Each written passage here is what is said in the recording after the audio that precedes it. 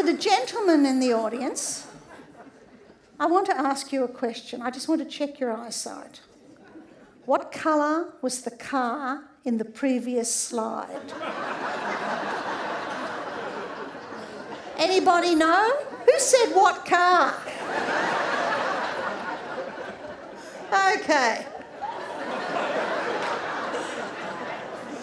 I once had a guy who could tell me not only the colour, but the make, the model and the year, and I sent him for therapy. Okay. Now, what's the problem, all right? Men and women have different enhancers. So John comes to see me, all right, and he says, listen, he's about 45, he says, listen, Dr. Rosie, he said, Mary, my wife, has gone off sex and I've tried everything I can possibly think of to turn her on, all right? But what did he do, all right? He gave her a pair of glow-in-the-dark crotchless panties. Is that a male enhancer or a female enhancer? Right? And I said, well, John, what else have you tried? And he said, I got her a porno video. And I said, what else? And he said, oh, I got her this sex toy. You know, it rotates, it vibrates, it pulsates. The only thing it doesn't do is light your cigarette after sex. He said, it's absolutely fantastic. And I said, John, what effect did these things have? And he said, really turned me on. Right?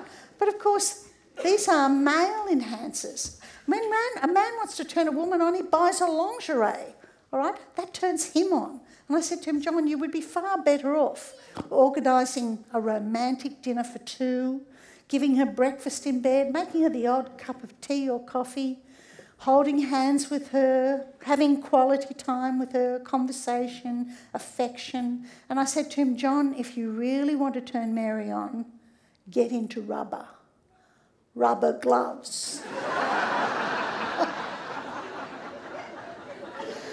All right, so he needed to give Mary her enhancers, not his enhancers. Okay, so simple message. Don't try and make your partner want sex. Make your partner want you. Okay, so how to impress a woman? Well, it's easy. Wine her, dine her, call her, hug her, hold her, surprise her, compliment her, smile at her, laugh with her, cry with her, cuddle her, shop with her, give her jewellery, buy her flowers, hold her hand, write her poetry and love letters, and finally go to the ends of the earth and back for her. Okay? That's how to impress a woman. Now, how do you impress a man?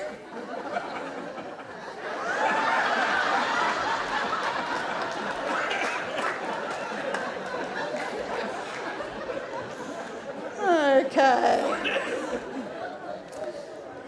This is the book that some lucky persons in the audience are going to get. This is Where Did My Libido Go? This is for women with low desire.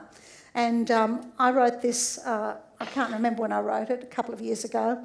But it's very helpful, all right, because women are readers, all right? They like to read books. Men, if you give a man a book, he's less likely to read it.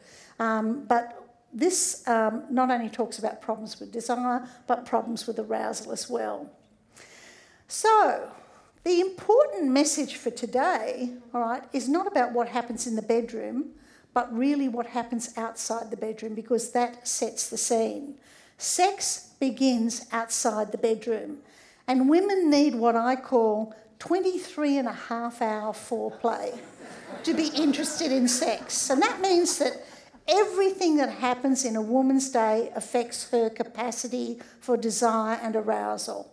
So a guy can have a really crappy day, all right? He can be sick with the flu, he can have an argument with his boss, he can have a flat tire on the way home, right? But he still wants sex at night, right? Now with a woman, you have a few little tiffy words with her in the morning, and there's no way that she's going to have sex with you at night. No way. You can forget it. Okay. No deal. Okay. So what do you do for 23.5-hour foreplay? Well, I like to talk to my patients.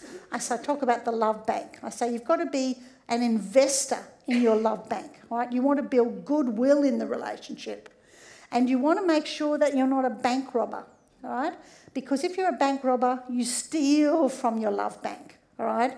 And those things that steal from the love bank are conflict and criticism and contempt, right? All those kinds of things that we talked about as desire inhibitors, they are what bank robbers do. But I'm going to talk to you about how to love your partner more effectively. And this is something that I learnt in my marriage, and it's really made a big difference to my understanding of myself and my husband. So investors are givers, all right? Now, early in the relationship, you're both investing, during that limerence phase, all right? You're making deposits in your love bank every moment of every day. You're paying compliments, you're being affectionate, you're talking, you're being intimate, all right?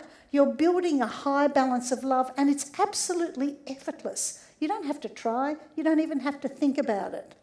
You make deposits by meeting your partner's emotional needs, but as time goes on and that limerence period fades away after 6, 12, 18 months, right, you need to get smart about how you love your partner, right? And you need to love them in a way that is most meaningful for them.